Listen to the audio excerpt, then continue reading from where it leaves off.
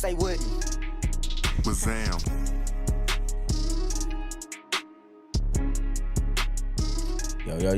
Yo, what's happening? It's your boy Squirrel. You already know when you see me by myself. Every time you see me by myself, the podcast be exclusive. I don't care what y'all say they're exclusive to me, but I got a special guest in here tonight. You know what I'm saying? We finna have a great conversation. You know what I'm saying? So when I turn the camera on her, we finna get it rolling. She gonna introduce herself, y'all. You know what I'm saying? Some of my followers might know her. Some of my followers might don't. Some of my followers might look her up and then know her after the podcast. Or y'all finna know her after this podcast. But we finna turn the camera on her. Hi, Mr. Squirrel. How you doing? I'm doing well. Thank you. Thank you. All right. Like, how your day been going? It's been going well. You know what I'm saying? I'm glad that you chilling. Name of my podcast, Chillin with Squirrel. So today, you chilling with Squirrel. I'm chilling with Mr. Squirrel. I love it. Yeah, you chilling with Squirrel today. So, but we're going to get and talk about, we already know about your life. You don't went viral, you know what I'm saying? We're going to get into that. But right now, I want to understand. I want to get to know you. Yes. You know what I'm saying? Give me the rundown on you, where you from, and all that. I am from a very small town in the Mississippi Delta called Marks, Mississippi. Yeah. Which is right outside of Clarksdale, outside of Batesville. Yeah. Grew up on a farm there, the last of 4 kids, and grew up working on the farm, actually, with my dad and my brother and 2 sisters. And I even still go home sometimes and help on the farm. That's what's up. But my town probably has about 1,200 people left in it. So many people, have moved away and whatnot. So grew up in a town where my dad worked 2 jobs and my mom worked 1 job, made a lot of our clothes. In fact, most of our clothes were made by my mom. Oh, that's what's up. Because when you are a farmer, a lot of people think that farmers have a lot of money, but they don't. And so when you're a farmer, there are a lot more bad years than there are good years, which is why my dad had another full-time job. So he would work from 7 in the morning until about 4:30 in the afternoon carrying mail. He was the in-town letter carrier. So he actually walked the mail 8 miles a day. He didn't drive in the truck, in the Jeep, but he actually walked the mail in town. So he would work that until 4:30 in the afternoon, and then he would come home, change his clothes, hop on the tractor, and work until sunset. So I grew up in a really hard working family. And to many people's surprises, I actually chopped cotton. I grew up chopping cotton and chopping soybeans because Daddy made us work. I think looking back now, I think he wanted us to get out and get an education to where we did not have to work the land as hard as he worked. Yes. That's what's up, man. So how you end up coming to Jackson? Well, I came to Mississippi College. That was where I came to school for my college years. And then I went straight to Mississippi State to get my master's in broadcast meteorology. And so I was there in Starkville for 2 years. Went to work in Chattanooga, Tennessee with my first television job. And it was about that time that I met my husband, and I wanted to come back home so bad. I was so homesick, even though Chattanooga, Tennessee is a beautiful city. But I missed home. And it's one of those things, Squirrel, where in a small town, Mississippi, you think, oh, I can't wait to get out of here. I can't wait to get away from these people. I can't wait to get out of this place where everybody knows your business. Yeah. And then once I left and got educated, the first thing I wanted to do was to come back. I wanted to come back to Mississippi. Now, obviously, there was not a job there in my small town that I could go to work with. They didn't need any meteorologists. They didn't need any news anchors. So I wanted to come back to Jackson, and that's exactly what I did. That's what's up. So, like you said, coming from a small town and going to a big city, I understand it because, people tell me all the time, I need to move. You know what I'm saying? If I move, I'll be bigger than what I am. Yes. You know I don't want to be in them big cities. I don't like the big cities. Yeah. I like the slow cities. You know what I'm saying? If I like the big cities, it's cool. But I'd rather stay here and then just let it evolve with the city. Yeah. You know what I'm saying? So you came down here and you came back home. Now you back into it. Like when soon you got back to Jackson, you got into the news, or you had started something else? Yeah, I was actually hired from Chattanooga back to Jackson and started working at the ABC affiliate. I was the Yeah. morning meteorologist there, Yeah. and I spent 2 years there and took a year off, did a little bit of PR work, marketing work for a local Yeah. chamber of commerce. And then I was hired at the NBC affiliate to be their morning news co-anchor, and then I eventually moved up to chief meteorologist. Oh, that's what's up. Because there was a very famous man who, if you grew up in the Jackson or really in central Mississippi, his name was Woody Asaph. Oh, yeah. And Woody Asaph was a weatherman for many, many years, over 50 years. And when he retired, I was asked to become the chief meteorologist there. So that's what I did. Oh, that's what's up. So how you, out of all the jobs you could have done, you know what I'm saying? You could have went to school to be a nurse, veterinary, whatever. You decided to be a weather person. I mean, a news, I'm gonna say basically a news reporter or something like that. Yeah, so I went to get my undergraduate in news reporting, news anchoring, because I was always interested in news and current events. I always wanted to know what was going on around me. Yeah. But when I was in the 4th grade, that's when I really began to realize that the weather controlled the economy in our home from a farming standpoint. You know, if we got too much rain, we couldn't get into the fields and harvest. If we didn't get enough rain, the seed wouldn't grow. We wouldn't get a cotton crop, or we wouldn't get a rice crop or a wheat crop.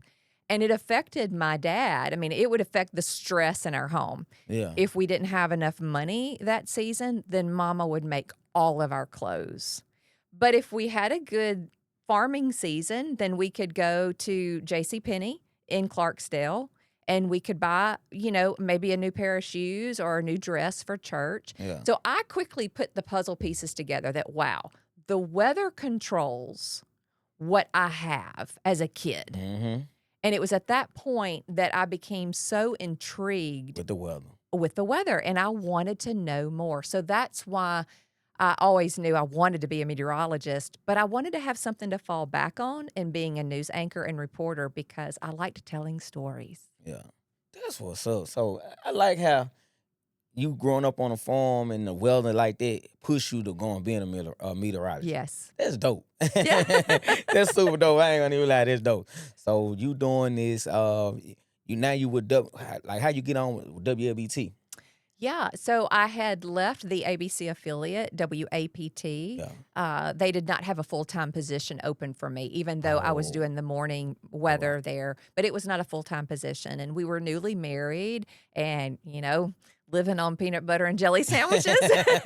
And I knew that I needed to bring more income to our home. My husband was already working overnight shifts. And that's when there was an opening then at the NBC affiliate. And like you put in an application, you had to try out. Yeah. Yeah, you know what I'm saying? Because I know you can't go in and for an application and you talking and you get the job. You got to know how to talk. Well, so it's like a tryout. The news director at the time, his name was Dennis Smith. He had watched me on the competition. And he was very interested in hiring me. And we kept in touch. And when it was the right time, that's when I was able to move over and they hired me. That's what's up. So I'm gonna be honest with you. People look at you on TV and they think you already had it. No. You know what I'm saying? They say she been had money. You know what I'm saying? No. That's what they might see. You know what I'm saying? But listen to you came up. You really made made a way for yourself. Yeah. And that's dope. You know what I'm saying? But like I said, people on TV, like I ain't gonna lie, I probably seen you on TV and be like, oh, she already got money. You know what I'm saying? But listen to your story and you made a way for yourself. You done came from the bottom. Well, you know I had a choice to make, and my parents were all about us getting an education. Yeah. So that way we didn't live a hard life like they did. Yeah. Like both of my parents, they're still alive today, both in their mid-80s and That's still good. working. That's great. But both of them grew up picking cotton. So my mother has horrible feet to this day because of the years that she would be in the field picking cotton barefooted. Yeah. So she's got horrible, bunions and bad toes and that type of thing just from the years of picking cotton as a child. So both of my parents were were in the fields when they were probably 3 and 4 years old, and they worked themselves to the bone. And I think most parents, right? They want better for They their want better for their kids. kids. And that's what they wanted for us. But they said, you know what? You're going to have to work harder than everybody else to get what you want in life, because at the time, Squirrel, there were no women on TV doing the weather. It was all men. So I grew up watching weather men. Yeah. And I remember my dad looking at me sitting on the couch one night, and he said, you see that up there? If that's what you want to do, you're going to have to work everybody else to get to that. So I knew from an early age I was going to have to put in my time, and I was going to have to work harder than the average person. Yeah. That's what's up, man. Every time that's what's up. Hearing your story, it makes me look at you different now. You know what I'm saying? Like I said, we watching you from TV. We see the nice dresses and the hair's done all the time. So like I said, we think you already got money. You know what I'm saying? She done came up from money. No. But hearing your story, you just like us. You I from the am. bottom to the top. Absolutely. So you being there, like, what's the most important thing you learn about being a meteorologist though? Wow, the weather changes every day. You know, there's an old saying, especially here in Mississippi, that if you don't like the weather, stick around, it'll change. Yeah. And that is the truth. Mm-hmm. And the weather affects our emotions. You know, if it's sunny outside, everybody's in a good mood. If it's dreary or raining, or even for older people, you know, they know when a storm's coming because they talk about their knees or their arthritis or whatever.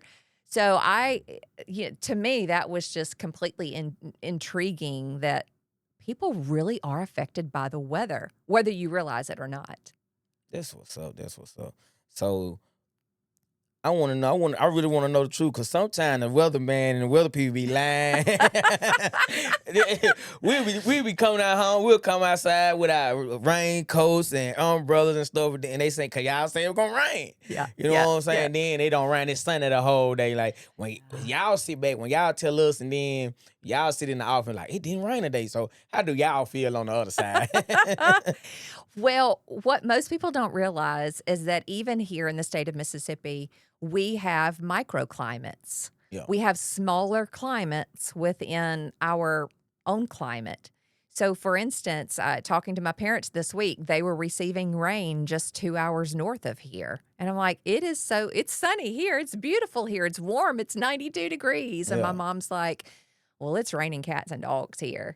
So while you would think it would be so easy to forecast for one particular spot, as you know, you drive 15 minutes down the road, and somebody else is getting a totally different kind of weather. That's crazy, man. That's crazy. Like you said, what y'all call it? Microclimates. Microclimates. So I tell people, Squirrel, imagine yourself trying to predict what God is going to do every day. Not easy. Not easy at all. Yeah. So check this out. Y'all gotta be good readers too. Yeah. Cause y'all ain't reading off a teleprompter, or y'all just no. Y'all ain't reading on no teleprompter. So ain't no machine in front of y'all telling y'all what to read. Okay, so with the meteorologist, we have no notes. When you're up there doing the weather, it is completely a 3 or 3.5 minute speech with no notes. It's off the top of your head. Extemporaneous speaking is what we call it. But if you are a news anchor, yes, you are reading a teleprompter. Plus, you have it. Now they use iPads, so they can read it on their iPad. We used to have scripts. Yeah. But either way, you do have something to read. News anchors do. Weather people do not. That's crazy. I did not know that. I thought y'all were reading off the teleprompter too. No. So, in all truth, if you make a mistake, it's a sincere mistake. Because you're speaking 3 or 3.5 minutes with no notes in front of you. It's just off the top of your head. So, like, if a storm will come, like a hurricane or something coming, it's an emergency. So you gotta like just get straight to it. Ain't no practice. Ain't no looking at your notes. That's right. You know what I'm saying? So basically, you doing your research all day. Yes. Y'all doing research all day. Then when 3 minutes come, y'all gotta talk for them 3 minutes. Yeah. Well, think of it like a surgeon. A surgeon, before he goes into the operating room, He knows the case, he knows the person, he knows what you're looking for. He's done all the research on why this particular thing needs to be fixed. By the time he walks into the operating room, he or she is ready Yeah. because they've done their research done on the their research. patient. They know the history, they know all the things. So that way, when they, put the anesthesia, get it Yeah. going, they know what they're there to do. And that's exactly how it works with meteorology. That's what's up, man. That's what's up. I done learned something today. Yeah. I done learned something today. So I want to know this. Do y'all stay there all day? Well, that matters. If there is like a weather emergency, think of it as flash flooding or severe weather or tornado warnings or hurricanes. Yeah, you're there all day until the next person coming on shift will relieve you. Sometimes it may be 2 or 3 of you there at the same time, Yeah, looking at the same information, kind of work as a team. Oh, yeah. But yeah, I mean, you're working an 8 or a 9 hour shift like you do any regular job. Oh, that's what's up. Cause it like you would come on in the morning, then we see you at night. Like how do it go? Like Oh, yeah. you'll work from 8 in the morning to 10 at night. Yeah, well, sometimes depending upon the shift that you have, you may have an Oh. opportunity to go home or take some type of a rest Yeah. before you would have to come back. back and get everything updated because the weather, the Changes. computer models have changed, Yeah. and you need to be prepared to go forward with that change. That's what's up. That's what's up. Do you miss your job? Oh, I do. Yeah, I know you do. Like you said, you don't put in so much work. Like this, you've been wanting to do this from a kid Yeah. to get here. You know what I'm saying? Doing what you love and something happen. You know what I'm saying? So Yeah. that's crazy, man. I applaud you. You know Thank what I'm you. saying? Thank Like you. I applaud you. But you doing this job, you know what I'm saying? How long you been doing? 20 years? How long you work for WABT? I was there for 24 years. Yeah. So in total, 29 years Yeah. between the time that I worked at the ABC affiliate and then some time that I was there in Chattanooga. It was a long career. Yeah. Yeah, that's a long career. All right. Like, but check this out. Before we get into anything else, like, I want to know, like, I know you married. Like, in that time that you doing all that work, like, how did you have time to be a wife? That was intentional. That was making time. My husband had a schedule that he would keep, Yeah. and we would many times be in passing with each other. He's going to his shift, I'm coming home. Yeah. So typically on the weekends, both of us would have the weekends off, so we would spend as much time as we could together. But most of the time, it was intentional being in front of each other. It wasn't this. Yeah. He's over there on that side of the couch and I'm over on this couch. That's not being intentional. Being intentional is we're together. Let's have a conversation. We waited for 6 years before we had our first child. So we wanted to make sure that we were good in a relationship, solid and stable. We were both kind of getting our career going. Yeah. And then that's when we said, okay, we're ready to bring another human being into this. So we waited 6 years before we even started trying to have kids. Yeah. So when a kid came, did it get a little harder? Oh, yeah. 'Cause I know y'all, Yeah. like you said, y'all already going and passing and stuff Yeah. like that. Did it get harder? Yeah, it did get harder. And I actually had 4 pregnancies in 5 years. We lost a child, but I had 3 live births. So I had 3 kids under the age of 5. Ooh. So there was a short time period where I had everybody in a car seat or in a booster seat. Yeah.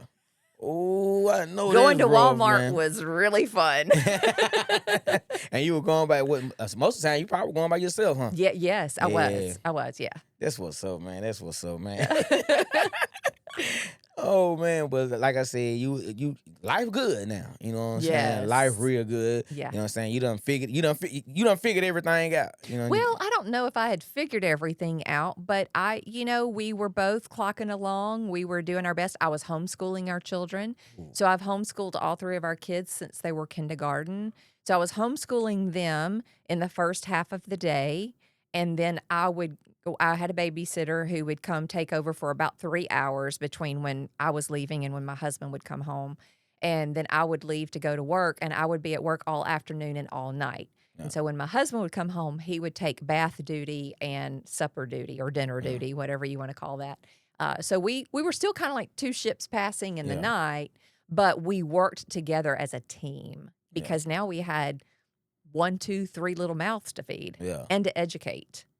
So on the weekend, like, what's it? The long time, how that was? Well, I mean, on the weekends, I mean, we would hope that the kids would sleep as late as they possibly Yeah. could, or as they possibly would Sleep, sleep. yeah.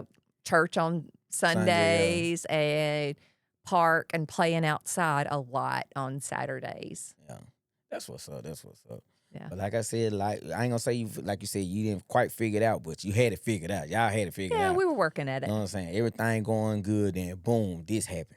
You know what I'm saying? Boom, this happened. Yeah. We call it the situation, The Squirrel. situation. That's what you call it. The situation where this situation happened. You know what I'm saying? It happened. It happened twice. It happened The twice. first time, like they swept it under the rug. You know what I'm saying? Like how they go? I don't. Well, let's put it this way. I did not want to sweep it under the rug. Oh, you didn't want to sweep it under the rug. No, I did not want to sweep it under the rug because with the first time, once it was told to me that I had said something that was offensive to some people, I mean, my heart broke. Yeah. My You good. my heart broke. And I wanted to apologize. And I was told, no, we're not going to let you apologize. Let's just kind of hope it goes away. Yeah. And I said, thank you, Daniel. I said, no, I want to do the right thing. I want to apologize. So I immediately called my coworker and said, I understand I said something that hurt your feelings. She was very gracious. And she said, yeah, probably not something that I would say. Yeah. And so I explained to her my understanding of what I knew. And she, again, was very gracious. And she said, I just wouldn't say that word again. So I asked to apologize. Yeah. I asked to apologize. And I wrote what I would term as it was truly a personal apology. Yeah. And I was told, no, you're not going to read that. This is what you're going to read. Oh no, you should have told them. Nah, I want to read what I wrote. You know what I'm saying? But on our side, on my side looking in, I'm gonna speak for some of us because I believe the only reason you got in this situation because of council culture. If it weren't for the council culture, they probably would have swept on the rug. You probably would have swept on the rug if it weren't for them because you knew they were gonna talk about it. But at the same time, to me, I don't think you said nothing bad. You know what I'm saying? I'm gonna say it. I know you can't say it. What I'm saying, you said glam mammy, grand mammy. It ain't nothing bad. It's bad when you say it in certain ways. You know what I'm saying? Like before the show, we talk about when we say me and you talking. When we say nigga, when I say what's up, my nigga, I'm saying like what's up, friend. You know what I'm saying? When you know what I'm saying? When I just feel like when the white people say it, they shouldn't say it angry. Don't say nigger. Don't put the ER on it. You can say nigga. I ain't gonna say you can say it, but you know what I'm saying? I'm being honest, man. I ain't gonna be like I ain't like the other ones. You know what I'm saying? I ain't like them. I'm keeping the 100 with. Cause like I told you, like we got people in the neighborhood. We got white people in the neighborhood that say the nigga word. You know what I'm saying? But I'm gonna keep it 100. We look past it because we feel like they with us. And we look at like I said, we look at the white people as professionals. I ain't gonna lie, we look at the white people as like certain white people as professionals. And we like you on TV all the time. We see that, we think you professional. We know you don't supposed to say this. That's why it's so bad. You know what I'm saying? But man, glam mammy and all that, man, we make jokes like that in the neighborhood. Like, man, go tell your mammy. You know what I'm saying? We make jokes like that in the neighborhood. Okay, but to be very fair, I did not say that. Yeah. But I'm glad that you said all of that. That's why we here. That's why I'm here. I'm gonna give you a little understanding. I ain't gonna lie. I'm from the hood. I'm gonna tell you. You might know. Y'all talk about it all the time on the news. I'm from Verdon. Yes, I know where that is. Yeah, yes. I'm in the middle of Jackson. I'm right there in the heart of it, born and raised. So I done seen a lot, heard a lot, you know what I'm saying? So that's where I'm from. You know what I'm saying? Like you said, you came up from the bottom. I'm trying to come up from the bottom to the top. You know what I'm saying? But at the same time, certain words, say like that word, it really didn't mean nothing. It didn't really. I ain't gonna say to me, it really didn't hurt me. It didn't hurt my feelings or nothing like that. Cause them just normal words. You know what I'm saying? You can't stop a grown person from saying nothing anyway. You know what I'm saying? You can't get mad if they say something. They gonna get mad anyway. They mad at you anyway. Not just saying you. They mad because you got money anyway. They think you got money, or you got more money than them. They gonna be mad. You know what I'm saying? So at the end of the day, it was just a word. And I know you probably hurt her feelings or nothing, but you probably, if you would have said, if me and you were standing on this TV and you would have said it, I wouldn't have been mad. I'm gonna be honest with you, I probably would have bust out laughing. I probably would have bust out laughing. I ain't gonna even lie, but I wouldn't counsel you. I wouldn't got you in trouble or nothing like that. You know what I'm saying? But yeah, you can keep telling me about it. Well, so that happened. Yeah. And I apologized. And obviously I have had to make a conscious effort to not say that, because that is what I called my maternal grandmother. Yeah. So when you grow up calling your loved one by this, and now you're told you can't say that because that has a negative connotation. I have now had to, I guess I self-edit. Yeah, you got it. Yeah. And even my kids are like, why aren't you saying what you always called her? I'm like, well, because I don't think I can say that again. So that being said, I've had to come up with another name. She's passed away. She's gone to heaven. She doesn't care what I call her. Yeah. And she certainly didn't even care then. Yeah.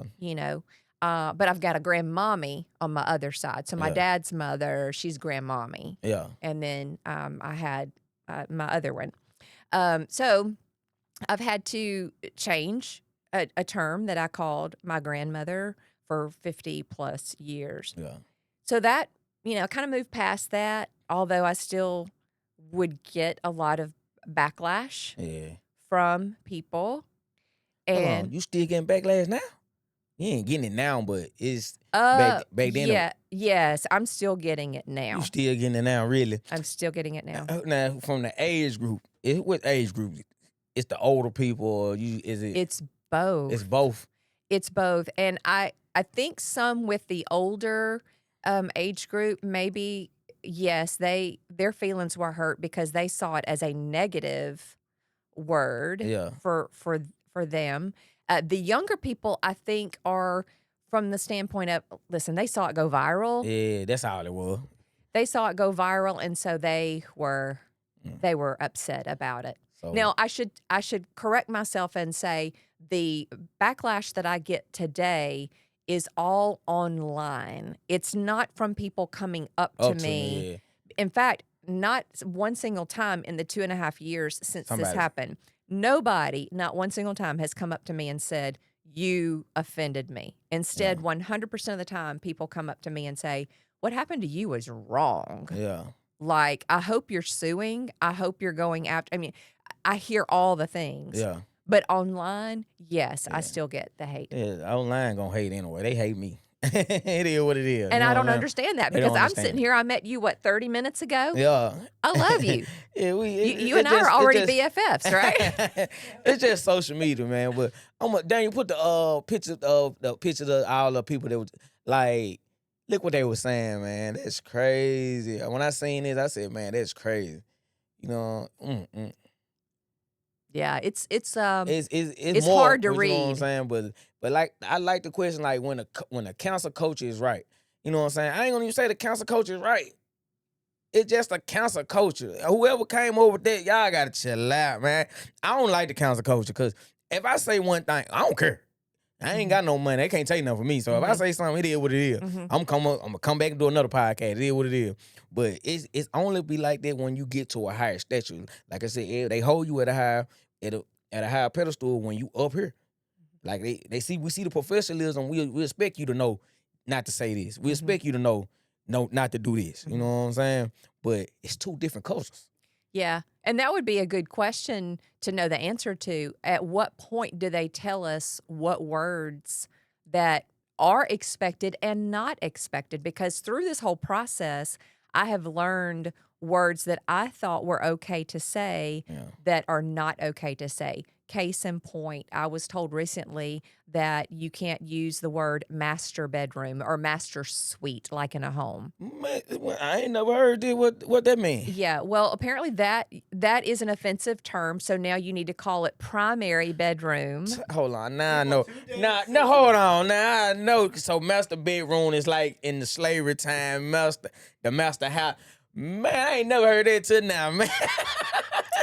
Yes. Oh man, I still say master bedroom. When I read it, I be like the master bedroom. You know what I'm saying? This the big room, or you know The what I'm big saying? room, yeah. Yeah. Oh man, people super sensitive, man. And Like, another word that I was told recently that I can't say is antebellum. I ain't never heard that. So What is that? apparently the word now to use is historic. So you can't say antebellum home or antebellum dress. Oh, Now- slavery stuff again. now Oh my it's goodness, man. historic. I ain't saying it. I'm gonna put it like this. I know people gonna get mad. I ain't saying let's put history behind. It's cool, you know what I'm saying? But we didn't grow up. They didn't tell us this in high school. They didn't tell us Annabella home mean this. They didn't tell us. I went to Black History. I took all that, man. They didn't tell us about that. We probably seen the word, but they never Annabella home, but they never told us it was this, it was that. You know what I'm saying? But yeah, keep going, man. So coming from the country, right? Coming Yeah. from a farmer's daughter, we heard the terminology of coon hunting. You had a coon dog. It was called a coon dog, Yeah. okay? But we would say coon hunting or coon dog, which is the same thing for raccoon hunting. Yeah. It's just we would get lazy with our words. Words, yeah. And I was told recently that I can't say coon hunting or coon Coon, dog yeah. because that is apparently Yeah. a derogatory word. And my question to them, Squirrel, was, what about it is who's it being derogatory against? And when they said it was to African Americans, I'm like, what? Yeah, now I understand the coon, you know what I'm saying? I understand the coon, but coon, you know what I'm saying? Now they taught us that in school. Well, they didn't teach us that. The movie we watched and stuff like that, when slaves ran away, they used to like go catch that coon. They used to call the slaves coons and stuff like So that. was that short for raccoon? No, they used the dog. Basically, the dog was, like you said, they were coon dogs. Okay. So basically, they were calling the black dude a raccoon. So go catch that coon. Telling the dog, you know what I'm saying, go catch the raccoon. But the whole time, they were calling the black man the coon. You know what I'm saying? Gotcha. Now, I understand the coon word, but all them other words. But yeah, you could see, though, where people who did not grow up with that knowledge, Yeah. how I would say, well, gosh, I didn't know that I can't call that a coon dog or we're going to go coon hunting. Yeah. You would see where somebody would be like, yeah, where I could get cancel culture again. Yeah. Nah, Okay. don't say it. Don't say that. Don't say it. But you could see how if I did not grow up in that, Yeah. how I would not know that. Yeah, like I said, it's two different cultures. Yeah. Like, it's some stuff I might not know to say to you. Mhm. You know what I'm saying? I could be saying like what they call like cracker. Yeah. If I might, I said, y'all cancel me. I don't give a damn. Cancel me. I don't give a damn. But I might call you a cracker, but on some joke stuff like, pass me a cracker. You know what I'm saying? Some joke stuff. Uh-huh. But, you know what I'm saying, now everybody mad at me, you know what I'm saying? I didn't know. It's two different cultures, you know what I'm saying? Well, and see, I hear you say that, and I am not hurt. I'm not offended at all Yeah. by being called a cracker or pass me that cracker. Yeah. That does not trip my trigger at all. But that, like I said, only time it trips triggers is when you angry and say things. Yeah. Like if I'm mad, I'm like, man, I kill that cracker. Yeah. Now you like, oh, I'm the cracker. The cracker is you. You know what I'm saying? You know that now you mad.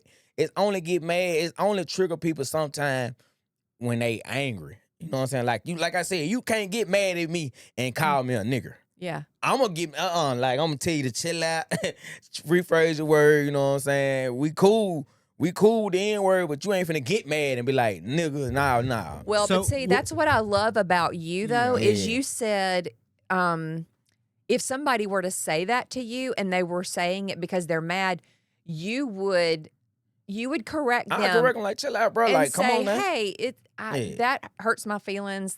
Rephrase the question instead of, you're gone, I'm going to fire you, and I'm going to make Yeah. sure your boss knows about this. Yeah. You're actually willing to have a conversation to Mhm. educate the other person Mhm. that, hey, you can call him this. You've certainly given your friends words that it's Yeah. okay to call you, but don't call him this in anger. Yeah, that's how I feel. I don't know how everybody else feel, but I'm gonna be honest, that's how most everybody else feel. You know what I'm saying? It just, like I said, I'm saying this on camera because it's true. You know what I'm saying? The white people below us, with us, that ain't rich and ain't got all that. You know what I'm saying? We treat them like us. Mm-hmm. You know what I'm saying? But the ones we look at on a higher pedestal, we treat them with, I ain't gonna say we treat them now, but we see y'all professional. So we expect y'all to know what not to say and what not to do. You know what I'm saying? But what if we don't? And that's when I tell you, we need to, like you just said, I need to tell you, hold on, let me chill out. Now, let me educate you real fast. Yes. You can't say this. You know what I'm saying? Yes. Look at this. You can't say the reason why you can't say this why. You know what I'm saying? And then you'll go back and you'll never say it again. Yes. You know what I'm saying? So, but like we talked about the new dictionary, they got a urban dictionary. I don't read no urban dictionary because we don't say all them words in the urban dictionary. You know what I'm saying? We say, we talk to each other regular every day and we ain't saying big words and stuff like that. Or in us, most of them words in that urban book. So with the urban dictionary, that's just somebody made up to try to help the other cultures understand where we coming from. Like, not saying the bad words, but like we might say lit. Like lit be like this party lit. Do you know what that mean? It's great. Yeah, basically that's what they're Okay, saying. That's what the urban dictionary is, to break down stuff like that. Okay. You know what I'm saying? To break down, let me see. Racks. We know what racks is. Racks? Racks. How's that spelled? RACK. I do not know.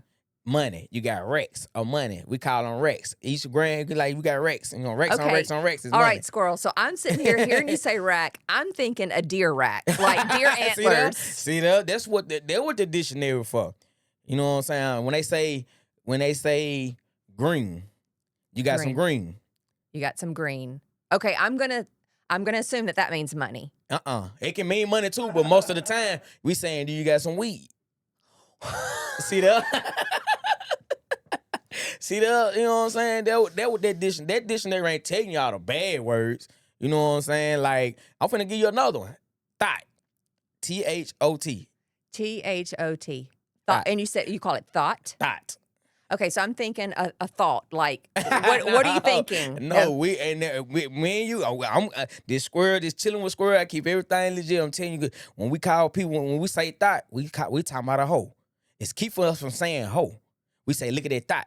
We don't say look at that hoe. We say, look at that thought. What is thought short for? It's just a slang. Like I'm asking like root words. It's like okay, so coon is short for raccoon, right? See, so thought ain't nothing. It's just a word. It's just a word that the community, the culture came up with. See, this is what I wish that blacks and whites should do, and Mexicans, Hispanics, Yeah. Chinese, all cultures would sit down and do is have a conversation, because you see how you're saying the word rack, and based on my previous experience, I'm thinking a deer rack, antlers. Yeah. But because of your background and your experience, it's meaning something else. Money. You know what I'm saying? So you see how we could better understand each other if we would have a conversation and share experiences instead of saying, you're no longer my friend anymore, Mr. Squirrel. Yes. A lot of stuff can be solved with a little conversation. You know Preach what I'm saying? that again. That's a lot of stuff can be solved with a little conversation. We say that all the time, especially in the black community, because in the black community, people end up dying because somebody said this or said that, or they don't want to sit down and talk. Everybody just mad at each other. But when y'all can just sit down and talk and end whatever going on, you know what I'm saying? You want to hear your side of the story and come to agreement, like what we need to do to fix it. Yeah. That's all it takes. Well, and you mentioned the Urban Dictionary. I had never heard of the Urban Dictionary until my second incident Yeah. happened. And that was when myself and my coworkers, we were doing a story. I was actually reading the story, and the story was about Snoop Dogg Yeah. and how he had just released a new wine.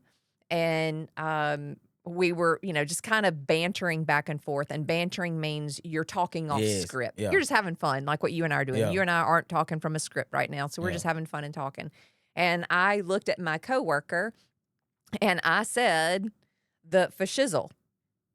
And I, continued it. I said that phrase, and he obviously was of the same understanding that I was, because he's sitting I there. can't lie to he you, Barbie. is- That was fun. He's sitting there looking at me like, yeah, Barbie, like, I'm so glad that you did it. And then when we went to commercial, my other coworker said, I can't believe you just said the N-word on live TV. And immediately I just went, and I looked at my coworker who I'd said the fashizzle to, and he spoke up and said, she didn't say the N-word. Yeah. And the other coworker said, yes, she did. And I'm sitting here going, where are you saying that I said the N-word? Yeah. And he said, that's what that means. You didn't know what it mean. No, because I have always known that term to be what dictionary.com says that it is, Yeah. which is for real my brother or for real my friend. It means that. It just, Okay. like I said, like how we say the N-word for friend. That's what it was. Well, then that's when the coworker who was accusing me of saying the N-word said, look it up in the Urban Dictionary. And I know that I probably had a really puzzled look on my face, because I'm looking at my other coworker saying, the Urban Dictionary, what is that? And he's looking at me saying, I don't know what that is. And the other coworker said, urbandictionary.com. So I'm, sitting here during the commercial break and I pulled it up and I'm like, oh my. Yeah. What? Like, how could I have known or thought or believed that phrase to be for real my friend or for real my brother in the affirmative? Yeah. As we would say, like, okay, a show that I used to love watching reruns of in the 80s was, what's the show that had JJ on it? Good. Good Times. Good time. And he would say for show, or for real, man. Yeah. Or what's happening? Yeah, what's happening? I know what you're those talking about. kinds of things. And so that's how I knew that term to be. And so when I was told that it's a totally different term on urbandictionary.com, I was, again, the only word I can come up with was mortified. Yeah. I was mortified that some people actually thought that I really meant that.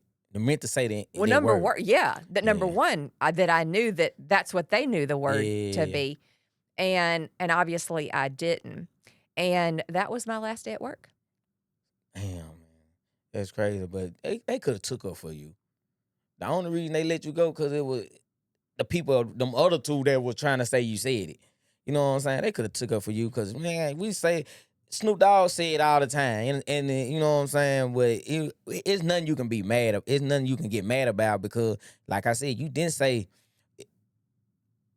you didn't say that. Basically, you didn't say the N-word. You were just saying what Snoop Dogg say, not knowing what that mean. And you know what I'm saying? That's what they, like we said, they should have pulled you over to the side.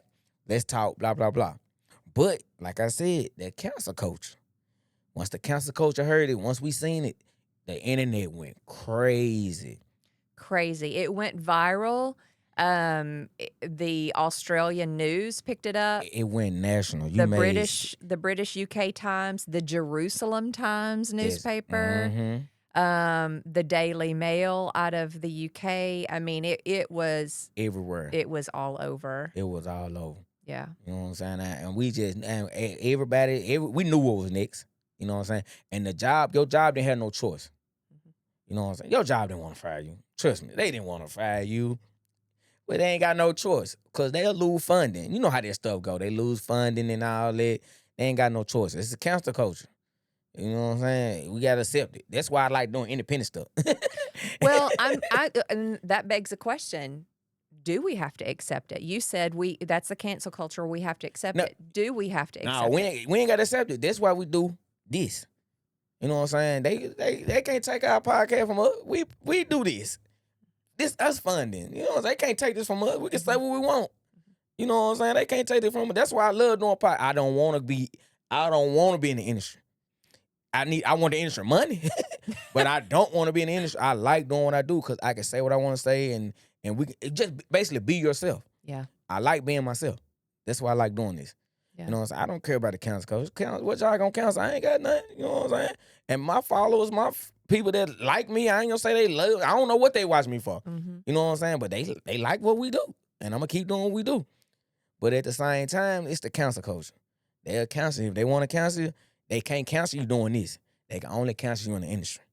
I'm gonna keep it 100 with you. They know that we gonna counsel her. She gonna get fired. She gonna lose money. Mm-hmm. We gonna counsel him. He gonna get kicked off TV. Blah blah blah. They can't do that to nobody that don't got nothing. Mm-hmm. What is you gonna counsel when you ain't got nothing? So they don't care about the little dogs. Like I keep telling you, they don't care about the little dogs. They care about the people at the top. People with the professionalism. They ain't gonna say they want them, but they see them better because they professional. You know what I'm saying? And like I said, they could have kept you. They could have told you, you know what I'm saying? They could have suspended you for a couple months and let it blow off. And you would have came back like ain't nothing happened.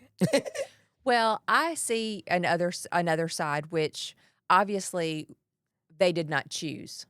Oh. But I'm choosing it right now. Yeah. And that is we are sitting down and having a conversation. Yeah.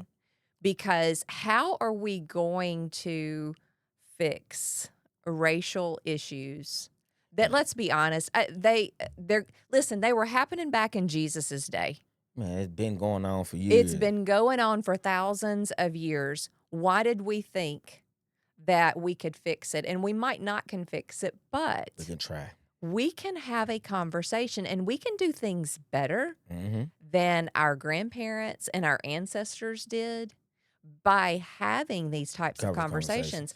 And I'll look back on that 2.5 years ago and I thought, man, if we are really, as Mississippi, if we're going to start the fire, if we're going to fix some hurts that, let's be honest, probably can't be fixed. Can't be fixed. Now, we understand it. We understand that, but can we move forward from here and show grace to each other? Yeah. And can we take up for each other? That when I see you out and about, or I hear that, man, Squirrel has fallen on some hard times, or somebody's being ugly to Squirrel, you just let me know. I'm going to show up for Squirrel. Yeah. Because I met you 45 minutes ago. You're now my friend. You're my brother because we've had a conversation. Because I've heard understanding conversation. and understanding. We both grew up differently. Yeah. We both grew up poor. Poor, yeah. Okay, but differently in two different parts of the state. But I've gotten to know you and I have gotten to hear you explain some words that you know them as one definition. I know them as something else. Mm-hmm. It doesn't make your definition wrong. It doesn't make my definition right. Mm-hmm. It's just we're having an open dialogue instead of, well, I'm not going to even have this conversation because he's not going to listen anyway. Mm-hmm. What better job we could have done 2.5 years ago in this storm. Mm-hmm. But it was so much easier, Squirrel, to sweep it away and to kick me out. Yeah. And we're just going to go about our daily lives and act like, nothing happened or something happened and she got canceled. So I see an opportunity where there was not an opportunity 2.5 years. Oh, I should say there was an opportunity 2.5 years ago. That was not the road taken. I see this as an opportunity today, 2.5 years later. Yeah. Where we can have the conversation Mm-hmm. and we can be honest with each other and change the narrative and we can make it better. Mm-hmm. That's what I like. What some people weren't willing to do, It's got somebody that's willing to do it. we are willing to do it. Mm-hmm. And so maybe the good Lord allowed this to happen To show everybody it can happen. to show everybody that 2.5 years later, Barbie Bassett and Mr. Squirrel were going to be together. Cause I ain't no court. Like I said, I'm from the streets, like born and raised, like private Verdant Edition. Like everybody know Verdant Edition. That's where I'm from, man. And they didn't expect me to sit here with you today. Yeah. You know what I'm saying? Like you said, you watched all my podcast. You know, we laugh and joke. Like you said, you see the guy with the money and stuff. We laugh and joke. We just have fun. You know what I'm saying? But when it's time to get serious, when I have my one-on-ones, I take my one-on-ones serious. Yeah. Because I really want to get to know this person. You know what I'm saying? Well, you know what? If you and I are going to be in heaven one day, we better learn how to get along together now. Ooh, I like that. And I like that. we better learn how to become friends here. Because how are we going to be friends there in eternity with God and Jesus and all the angels around? How are we going to be friends up there if we're not friends down here first? I liked it.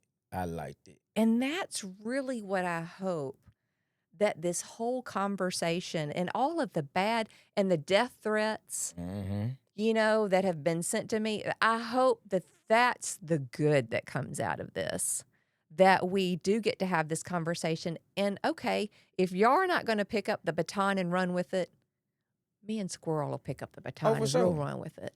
Oh, for sure. You know what I'm saying? It's like I tell people all the time, like, I'm different. I tell people I'm different. You know what I'm saying? I ain't racist or nothing. I like all people, and I'm telling you, I'm different. You know what I'm saying? Whoever love me, I love them. Whoever like me, I like them. Whoever want to ride and die with me, I'm going to ride and die with them. You know what I'm saying? That's just me. Yeah. You know, you could be Chinese, black, white, Mexican, African. I don't care. If you with me, I'm with you. That's just me. You know what I'm saying? But before we get out there, I want to know, how did you feel from when people was taking up for you, though? You had like Whoopi Goldberg. You had Charlemagne the God. Okay, I did not even know who Charlemagne the God was. You didn't know who he was? I had no clue. Man, he took up for you. He the one said, you need to go sue. He sure did, didn't he? He the one said, you need to go sue. Like, and he's smart. He's smart. He know what goes on and stuff like that. I listen to him every morning on the Breakfast Club. I listen to him every morning. Yeah, and apparently there's a guy on Fox News. Is his name Cyrus? I think I know who you talking about. He's a really big guy. Yep. He said the same thing on Fox News when he was asked his opinion about, that made me feel better from the standpoint of finally somebody understanding that there was, call me naive, call me dumb, call me stupid. I'm fine with that. Yeah. But I am not a racist. Oh, yeah. You can call me all those other words, but that other word, I am not. So, yeah, it actually gave me some hope thinking, well, maybe there is going to be an opportunity at some point down the road where we can have a conversation and we can work on things that we were initially told were unfixable. It is fixable. You got to think like this. Imagine all the people that did have your side but didn't speak up. I've heard from quite a few of those. And again, I'll just say, God saw the people who did not take up for me. God saw the people who posted. God saw the messages that were sent to me and the things that were put on social media. He saw all that. Yeah. And he has also watched how I've sat back quietly for the last 2.5 years because everything happens in his timing. In his timing. So, yeah, that's done my heart good. And I've got a lot of hugs over the last 2.5 years. I mean, everywhere I go, white and black. Yeah. Probably more African Americans have come to me. Can I just give you a hug? I'm like, absolutely. Yeah, that does my heart good because in my mind, I don't have any enemies. But I know that there are people, like you said, they're not going to like you anyway. They ain't going to like you anyway. It is what it is. So out of all this situation that been going on, you know what I'm saying? Like, what's the most important thing you learned? I have learned that God is bigger than any controversy. I have also learned that being in the eye of the storm is the best place to be. A lot of people would not welcome a storm. Storms serve their purpose. Yeah. There's always a reason for a storm. Ooh-wee. I mean, always. And regardless of what the facts are, there is always truth. I like that. And facts can be different from truth. The fact is, when I left my car a while ago and got in here, it was cloudy outside. That's the facts. Yeah. But the truth is, the sun is always shining. Come on now. Hold on. Pop your shit now. Pop your shit now. That's another thing. That's another little I'm gonna teach you about it, but pop your shit. Just keep going. Yeah. So I have learned that being in the eye of the storm is certainly not something that I would have chosen for myself. Yeah. But it has given me an even greater platform. Yeah. It's even given me a bigger voice. It has given me opportunities like this, Yeah. which I would have to rate in my top 2. Let's The do fact it. that I get to Let's do meet it. you and then I've got to be here, on your podcast. Yeah. I couldn't have paid for that. I could not have paid for that. That was truly God ordained. Mm-hmm. That was a God thing. In fact, my car tag says God thing. And it's spelled, if you ever see me riding around town, it's spelled GODTHNG. Yeah. And I remember when I went to the tax assessor's office and, said, yeah, I want a personalized tag. Well, what do you want? And she said, write it down on this sticky note. So I wrote GODTHNG. And she said, there's a letter missing. I said, no, there's not a letter missing. And she said, yeah, the I is missing. I said, that's intentional. I have to get out of the way. Yeah. In order for God to do his thing. Okay. Hey, pop your shit, man. I like that. You caught me out. I'm like, hold on. You caught me out. And I like that, man. So, yeah, while it has been a storm, the eye has been the calmest part, and I have so much peace moving forward. See, that's how it's supposed to be. Don't dwell on that. Don't dwell on that past. Let that past be the past. That's me. I got this thing. I never stress about nothing. If like I tell you, if bills be late, they give us 2 to 3 weeks to pay them. Once I get paid, they gonna get paid. That's right. I ain't stressing about nothing. We gonna live life to the fullest. You know what I'm saying? Be happy. Treat everybody right. So in return, everybody treat you right. You know what I'm saying? I'm so happy you came and said with me. I ain't gonna even lie. I'm so glad. So when we get off the podcast, I need to know what pop your means. You can explain that later. Hey, I'm gonna tell you. But like I said, man, appreciate you for coming through, man. I enjoyed you. Great conversation. A lot of people don't think I can sit down and talk, be professional, cause where I'm from, you know what I'm saying. Like I said, I've been doing this for 10 years, and it's easy now. You know what I'm saying. So you got a big heart. yeah, it's easy now. I just be sitting down and enjoying myself. Like I love this. This is what I love to do. So before we get up out there, man, let them know where they want to follow you. You know what I'm saying? Yeah, Facebook. If you got a Twitter and Instagram, just let them know. Yeah. So you can find me on Facebook as Barbie Bassett. You can find me on Instagram as Barbie Bassett. You can find me on TikTok as Barbie Bassett TV. Yeah. And then I have a YouTube channel, which is Barbie Bassett TV. All right, y'all heard of that. Make sure y'all go follow, tap in, man. I hope y'all really sit down and watch this podcast, because she really dropped some gems, and we got. I'm gonna be honest, we got to the bottom of it. You know what I'm saying? And like I said, she got a chance to come on the real side, and not the black people that dress up in suits and stuff. You see what I got on? I'm comfortable. I'm being me. She came on. She really got a chance to come on our side and see how we talk, how we do things. You know what I'm saying? I wish I could take it to the hood. Wait, am I invited to the barbecue? With me, you will. You will come with me. On God, you can come. That's when we say on God, that mean hell yeah, you could come with me. I'm showing up. I'm showing up. But check this out, y'all. Chilling with Squirrel, man. We out.